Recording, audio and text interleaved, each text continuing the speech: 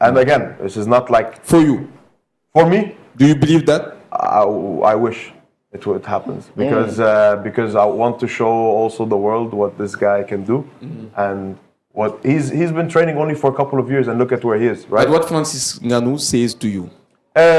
So Francis said also very good things. He said like he's a champion as well, and congrats, and he wants to lift Africa together, not have Africa against Africa. Yes. And even if the fight happens, it's not Africa against Africa. It's Africans taking over, right? Whoever wins, it's Africa winning at the end of the day. So if the fight takes place, this is very good for us. It's very good for him also. But I don't think, I think it's a... Coach, We have a Reug good- is ready to fight with Ngannou. Yes, he is ready. He is ready. 100%. Et il dit qu'aujourd'hui, Ngannou préfère vraiment travailler avec les Africains, les élever au niveau, mais pas croiser ses amis africains. But Milano, do you really think that Ngannou and Reug, which can happen with $3 million, because there is a promoter here who say that he is ready to make $3 million for Reug and Ngannou? Realistically, I think 3 million is not enough. If you see, like Ngannou is fighting in boxing, I believe he's making 10 to 20 million. So definitely, that's For not you, gonna close. Reug and Ngannou, how can we pay to Reug and Ngannou? How much we can pay to Reug and Ngannou? If I say this, then the negotiations are not there anymore. What So do you I think? What do you think about the salary of these two people? This is something we need to $3 leave million? for No, it should be more. This is something in the negotiations need to be discussed. Okay. Where is going to be the fight? When it's going to happen? But it need to be more than this. It should You be are in not sure. It You are should not be in sure that Africa. this Man. will happen. It should be in Africa. 100%. It should be in Africa. Because Ils veulent pas de confrontation. lan la Ngannou wax lan la Ngannou wax bi ngeen jàkkaarloo dégg naa échange ngeen numéro yéen a ngi waxtaan lan la Ngannou wax non moom moo jël sama numéro man saa na ba mu. mais yéen a ngi waxtaan quoi. non waxtaanuñu dama daa jëloon ay photo ci téléphone am après envoyé ma ko. ok Mais dafa mel ni yow. non bi ngeen toogee yéen ñaar lan ngeen waxtaan. waaw li ñu waxtaan daa ñëw félicité ñu encouragé ñu bu baax nañu ñun dañoo bëgg a yëkkati seen africain. comprendre nga. mais man li ma ko wax dama nekk no mën nañoo yëkkati Sénégal Afrique no problème. mais maanaam ay nit moo nit.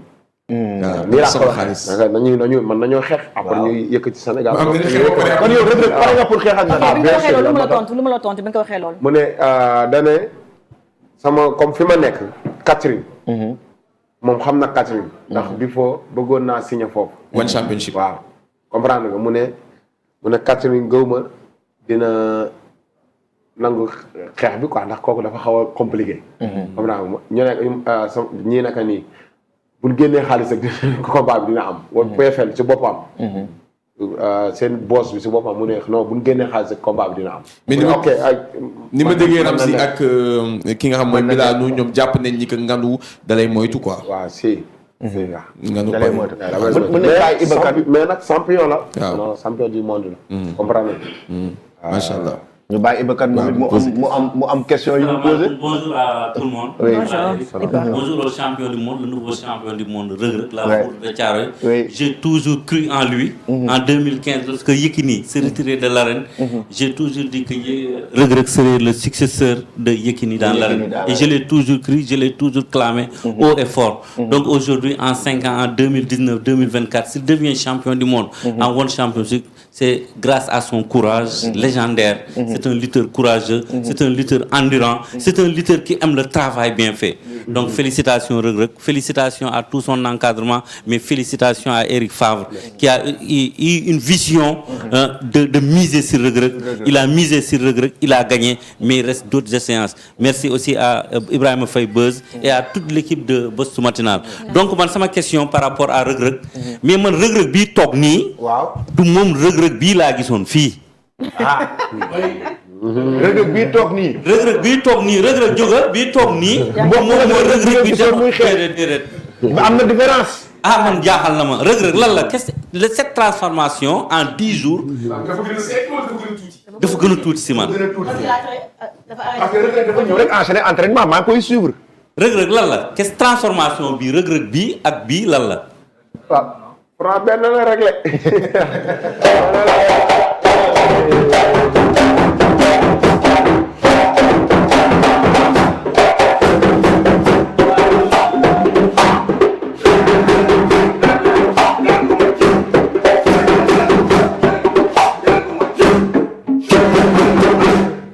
donc loolu laa bëggoon xam transformation bi lan la. waaw mais benn la de. waaw. fekk man maa doon nit koo xam ne bu ma solee yére damay xaw sama day wàcc quoi. waaw mais mosu voilà man noonu laa mel quoi. mais nii laa mel ba léegi. amul lenn lu si changé. ndeysaan waaw ndax léegi beneen question bi mooy. yaa affronté 8 adversaires 7 victoires benn défaite si 8 adversaires yi ban adversaire moo si gën a difficile si ñi nga affronté. Boucher Sa. Boucher Sa moo gën a difficile Anatoly. waaw pourquoi lu tax. ndax kooku kenn la si àdduna. 17 fois champion du monde. comprendre nga ñëpp nangul kaka nag. waaw muy noonam ak kooku bëgg ak kooku ba ñëpp. mooy number one. si àdduna bi. waaw kon kooku du caaxaan. du caaxaan. waaw kooku combat boobu mu métti woon na trop. mais bii 5 rounds nga si def te bële dafa. bi amul problème bi contrôlé na ki may xeexal. waaw. daj naa lu maanaam daj naa loo xam ne si entraînement daju ma ko si combat bi. waaw dañ doon ma dóor ba muy bëgg a dee. dëgg la comprendre nga. te c'est la première fois ma xeex salle pro. si MMA. waaw c'est la première fois. ba pare mooy li may wax rek. nit ki su looy dugg da nga ciy dem ak 100%. ndax man gëmoon naa ni dama koy gañe si salle pro bi. si sama droite gëm naa ni dama ko siy gañe ndax dinaa ko contrôler. dinaa xool ay kuwam. lu mu def dinaa ko xam.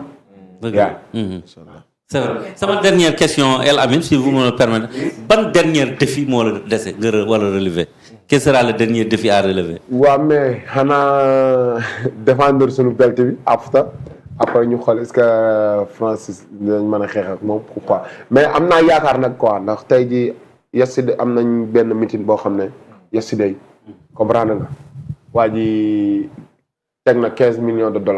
ci table bi ci table bi 15 millions. 15 millions. you know mais pour yàgganu pour mànganu mais ay waa espagnol la ay waa espagnol la. comprendre nga mais ñu ngi si am nañ ci xel ñaar quoi. mën na faaj bi mën na. am nga si xel bu rafet daal. xel bu rafet. am nga si xel bu rafet. macha allah. moom na les propositions $15 millions yi la proposé pourtant Aziz teg na li nga xam ne moom mooy fii Sénégal kon déjà ni nga rejeté offre Aziz. mais bokkul. 15 millions yi ñaata nga ci am. 15 millions yi 5 la si am. 5 millions de dollars. Aziz dafa ne 1 Reug Reug 2 Nganu. léegi kii 5 millions Reug Reug 10 millions Nganu. ok gis nañu sa ñëw fii moom lañ offrir quoi instant bi moom lañu wax. première offre. moom lañu wax agul ñoom. ok ba ñu see wax dara ñoom dañuy dugal xaalis ba pare. bu nekk si compte. ñu doog a génn contrat yi. ñu commencé na. ok gis nañ fi sa visite c'est vrai que c'est une visite de courtoisie. mais gis nañ ki nga àndal nga xam ne dafa yëngu si li nga xam ne mooy MMA mooy Eric Favre. est-ce que souhaité nga un jour ngeen signé est-ce que contrat ngeen nekkoon di signé di négociation. qu'est-ce qui se passe en coulisses avant nga yëg fii si suuf si non Eric Favre. dafa doon comme kenn koo xam ne maa ngi am nañ contrat. waaw ndax tey jii mooy li may wax rek. boo amee fight chaque jour da ngay am bëgg am accompagnement boo xam ne da lay dimbali. comprendre nga c'est produit am da lay dimbali ci wàllu préparation. comprendre nga kon kii dañ koy ñaanal yàlla suñu borom defal ko jàmm jàpp na ci affaire yi. te ànd na ak ñun. à 100%. ah ouais. pourquoi man dem ba fight ñun amuñu ci problème suñu contrat bu jeexee. mën nga dem ba xeexal Eric Favre nation MMA. waaw loolu mën na nekk. waaw mën na nekk. incha allah. Eric? J'aimerais amener quelques précisions, en fait. Parce qu'on est dans une euphorie. Il y a beaucoup de confusion entre le monde du MMA et le monde de la lutte sénégalaise. Le parcours que vient de faire Rogrog est exceptionnel. Il est rentré dans la cour des grands, mais pas sénégalais, pas africain, dans la cour des grands au niveau international. Donc il est dans un autre niveau. Il est dans un niveau aujourd'hui où effectivement il va affronter les meilleurs dans l'avenir. On va parler en dizaines de millions de dollars et plus en milliards de francs CFA. Et c'est la meilleure chose que l'on puisse obtenir pour un athlète et un combattant sénégalais ou africain. Il y a trop de... Ngannou, c'est un garçon qui se bat aussi pour l'Afrique et qui n'a pas forcément envie de combattre un autre Africain. Il va soutenir Rogrog justement dans sa carrière et en soutenant et se s'aidant entre eux, ils vont aider l'Afrique parce qu'il y a des centaines et des milliers de jeunes Rogrog en devenir. Et c'est là où on ne doit pas se tromper de combat, nous derrière. Rogrog, on a travaillé ensemble il y a quelques mois parce qu'il était en train de préparer ce combat. Il avait un besoin au niveau de nutrition, il avait un besoin d'aide quand il était à Dubaï. On s'est rencontrés à Dubaï. On a fait un rôle et on le fait en toute humilité. On reste à notre place. On ne se fait pas passer pour ce qu'on n'est pas. On a voulu soutenir Rogrog, on y a cru. Je le fais avec le cœur. Et je suis vraiment hyper heureux de ce qui se passe aujourd'hui. Mais il faut faire attention à ne pas se précipiter. Aujourd'hui, on doit aussi faire en sorte que le MMA soit autorisé ici au Sénégal. Ça, c'est la première chose. Que ce soit fait par des professionnels, parce que le MMA est à un niveau international. Il faut qu'on monte des structures ici au Sénégal pour être capable d'entraîner des athlètes sénégalais et africains, qu'on puisse les emmener, qu'on puisse faire des compétitions régionales de MMA pour pouvoir détecter des jeunes talents. Et le rôle de Eric Favre Nation MMA, c'est de rester africain, avec un modèle africain. Vous parlez beaucoup aujourd'hui de souveraineté africaine. Il faut arrêter de vouloir toujours copier ce qui se passe à l'extérieur. Ce qui se passe à l'extérieur est bon pour l'international, mais ce qui va être bon pour nous, Africains, ça restera en Afrique. Et ça s'exportera après. Il y a trop de confusion, donc il faut faire les choses étape par étape. Et c'est vraiment important à comprendre. Et Rogrog a ouvert une porte qui est gigantesque, et il ne faut pas que l'Afrique, à un moment donné, se ridiculise aussi dans des combats dont elle n'a pas encore aujourd'hui les moyens de les mener. Et on doit vraiment monter ces structures, monter quelque chose de fort, monter une identité africaine. C'est vraiment le but de cette Ligue Eric Favre Nation. Et suivre. Moi, je suis très heureux et je remercie le One Championship, franchement, d'avoir donné l'opportunité à Rogrog, d'avoir cru en Rogrog, de lui avoir donné l'opportunité de faire ce combat avec Malakin et qui permet à Rogrog d'être là où il est.